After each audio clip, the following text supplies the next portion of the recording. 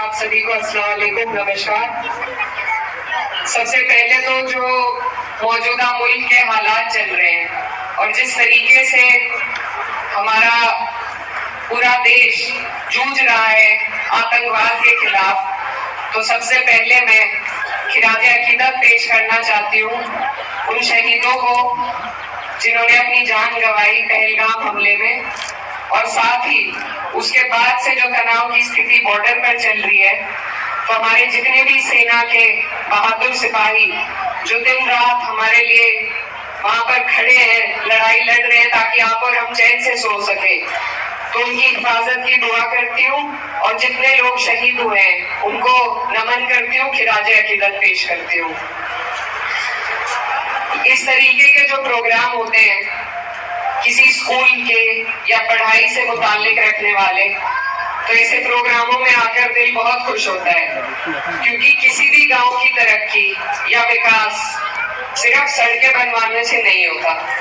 जब तक हम अपने बच्चों का हर तरीके से उनको आगे बढ़ाने के लिए कोई कार्य नहीं करेंगे, सिर्फ सड़कें बनाने से आपका हमारा विकास, ये बनती आई है और टूटती आई है। लेकिन जब कहीं किसी स्कूल की स्थापना होती है, कोई खेल का मैदान बनता है, कोई लाइब्रेरी बनती है, तो ये ऐसी चीजें हैं जो पीढ़ियों के लिए रह जाती हैं। जनप्रतिनिधि आते हैं और बदलते रहते हैं, लेकिन इस तरह की बुनियादी चीजें जिनकी आज हमारे बच्चों को सबसे ज्यादा जरूरत है, ये रहती हैं और इनका उपयोग फिर ये हमेशा रहेंगे। आगे चुनाव आ रहे हैं, प्रधानी के भी हैं, जिला पंचायती के भी हैं, किसको बनाना है ये तो आपके हाथ में। लेकिन ये जो चीजें हैं, जो बुनियाद यहाँ पे आज रखी गई, ये आने वाले कई सालों तक हमारे जो बच्चे बच्चियां यहाँ बैठे हैं वो इनका उपयोग कर पाएंगे। तो मैं बधाई देना चाहती हूँ प्रधान जी की, मोहसिन भाई की और तमाम जितने भी लोग इसमें शामिल रहे, सबकी दूरदृष्टि को कि उन्होंने गांव के बेहतराई के लिए इतना अच्छा सोचा। आप सब भी एक बार ताली बजा के इनका मनोबल बढ़ा दीजिए। और जैसा भी विनोद भैया कह रहे थे कि कोई भी काम जब कोई जनप्रतिनिधि कराता है, एक ईंट के ऊपर दूसरी ईंट रखने में जितने चक्कर एक जनप्रतिनिधि को काटने पड़ते हैं, ये आप और हम सोच नहीं सकते। क्योंकि कहीं ना कहीं कोई ना कोई कागजी कार्रवाई रह जाती है, कोई रोडे अटका देता है, कोई एप्लीकेशन लगा देता है। तो इनके कार्यकाल में, इससे पहले भी हम आए थे, खेल का बहुत सुंदर मैदान बनाया है, कई विकास के कार्य ऐसे हुए हैं जिन्हें देखकर मन बहुत खुश होता है। तो मैं धन्यवाद देना चाहती हूँ। हमारा काम ये है कि हम अगर जनप्रतिनिधि चुने गए हैं तो हम हर गांव के जनप्रतिनिधि की, प्रधान की या जिला पंचायत सदस्य जो है उनके लिए उनका रास्ता आसान कर सके। लेकिन मेहनत गांव के व्यक्ति को करनी पड़ती है। मेरी हमेशा कोशिश रही कि जो भी व्यक्ति अपने काम के लिए, प्रधान जी मोहसिन भाई और मेरी ज्यादा रहती है, नाहिद भाई और प्रधान जी थोड़ा बाहर का देखते हैं, मैं और मोहसिन भाई छोटे हैं, हम अपने बड़े बहन भाई, हम अपने बड़े भाइयों का काम आपस में हमारी ज्यादा बातचीत रहती है। तो हमेशा जब भी कोई भी ऐसी बात होती है तो मेरी कोशिश यही रहती है कि इसमें राजनीति की बात नहीं है, कि विकास की बात आगे बढ़े। तो बहुत अच्छी बात है। इसी तरीके से पूर्ण रूप से विकास होना चाहिए, जो पूरा डेवलपमेंटल विकास होता है, बच्चों की पढ़ाई का, स्वास्थ्य उपकेंद्र का। अभी यहाँ पर एक कोशिश ये है कि स्वास्थ्य उपकेंद्र यहीं पे बन जाए, क्योंकि गांव में और कहीं जगह भी नहीं है, जिससे महिलाएं जो हैं उनका स्वास्थ्य का जो भी इलाज का छोटा मोटा काम गांव में हो सके, वो यहीं पे हो जाए। तो उसके लिए भी हम सब मिलकर प्रयास करेंगे। साथ ही यहाँ पर क्योंकि जगह काफी है, तो कोशिश ये की जाएगी कि लड़कियां, जैसे कि अभी बात भी चली थी और मैं भी इस बात को अच्छी तरह जानती हूँ कि हमारे क्षेत्र की लड़कियां पढ़ाई में थोड़ा पीछे रह जाती हैं। सभी माँ बाप यहाँ बैठे हैं, बच्चियों को लड़कों के साथ पढ़ने के लिए एक टाइम के बाद भेजते नहीं।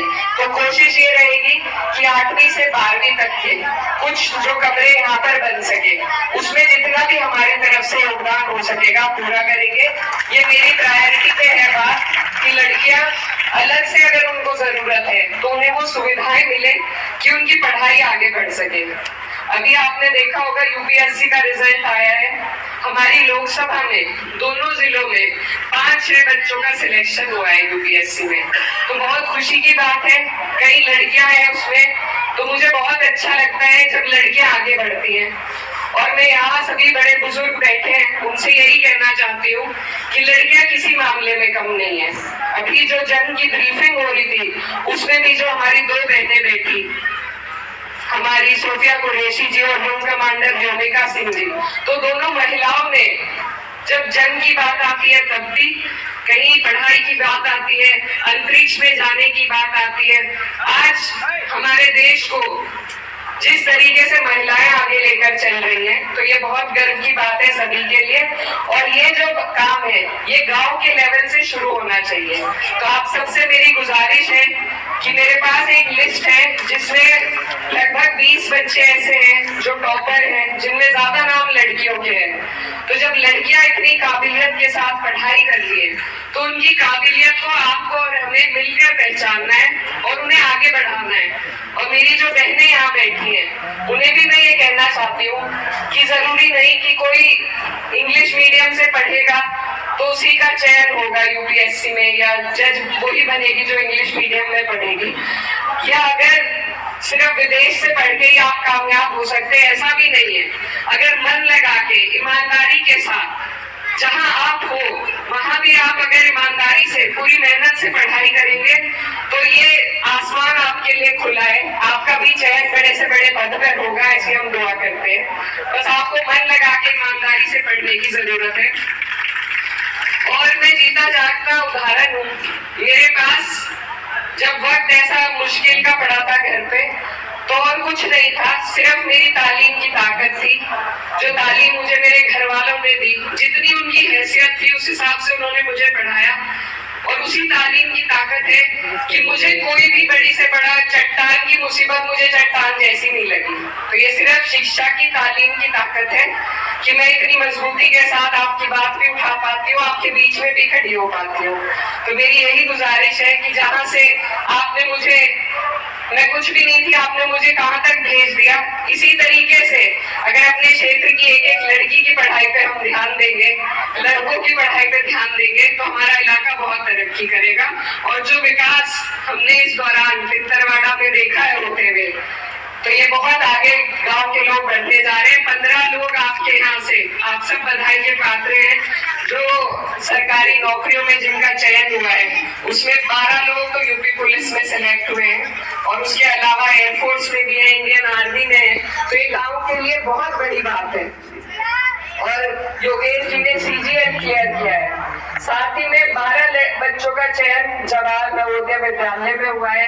अटल आवासीय योजना में 6 बच्चों का चयन हुआ है। तो ये कम चीजें नहीं है, ये बहुत बड़ी उपलब्धियां हैं। और एक दूसरे को देखकर जब यही चीज बच्चे सीखेंगे, तो मुझे पूरी उम्मीद है बहुत आगे बढ़ेंगे। और हमारी तरफ से इस काम में, शिक्षा के और विकास के काम में जहां भी हमारी कोशिश हो सकेगी, हम आपको कंधे से कंधे मिलाकर आगे खड़े नजर आएंगे। साथ ही यहाँ पर कई विकास कार्यों की चर्चा हुई। स्वास्थ्य उपकेंद्र की बात मैंने बताई, और यहाँ पर बच्चों, लड़कियों की शिक्षा के लिए कमरे बनाने की बात बताई। शमशान की 4 दीवारी की बात वकील साहब ने उठाई। साथ ही साथ एक जो मशवरा सभी का बना कि यहाँ पर मेरे मरहूम वालिद साहब के नाम से लाइब्रेरी खुली है, तो दूसरे गांव में जो दूसरी लाइब्रेरी खुलने वाली है, उसको मैं भी इसमें अपना समर्थन करती हूँ कि बाबू हुकुम सिंह जी के नाम से उस लाइब्रेरी को खोला जाए। क्योंकि ये जो कैराना की विरासत है, ये एक सांझी विरासत है। इसमें जितना योगदान मेरे वालिद का है, उतना ही योगदान बाबू हुकुम सिंह जी का भी है। दोनों ही व्यक्तियों ने अपने क्षेत्र का नाम आगे बढ़ाने में एडी चोटी का जोर लगाया, अपना खून पसीना बहाया। तो दोनों की ही विरासत को सम्मान देना, आगे बढ़ाना, ये हम नौजवानों का फर्ज है। दोनों हमारे बड़े हैं, बुजुर्ग हैं, और दोनों की विरासत को हम इकट्ठा साथ लेकर चलना चाहेंगे। तो इसीलिए मैं प्रधान जी की बात का समर्थन करती हूँ, और कोशिश यही है कि जो भी विकास के कार्य लेके आगे चल रहे हैं, उसमें हमारी तरफ से इनका रास्ता हम आसान कर सके। जो हमारी तरफ से बन पड़े वो करेंगे इंशाल्लाह। आप भी सब दुआ कीजिए।